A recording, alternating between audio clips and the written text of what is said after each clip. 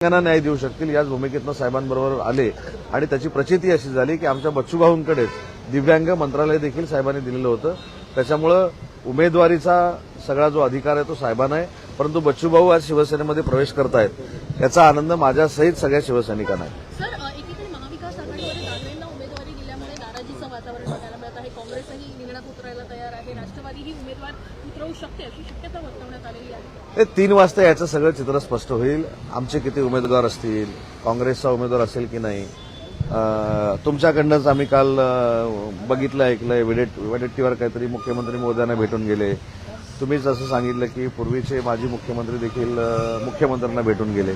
त्याच्यामुळे ह्याचा सगळा परिपाक जो आहे तो 3 वाजता तुम्हाला बघायला मिळेल. बच्चू कडू यांच्या एकूणच भविष्यात ते आमदार निवडून येऊ शकणार नाहीयेत म्हणून परिषदेवरती आता जात आहेत.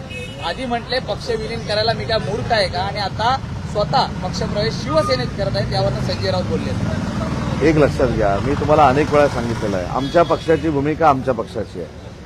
प्रत्येकानं दिव्याखाली आमदार स्वतःच्या किती आहे तो बघितला पाहिजे.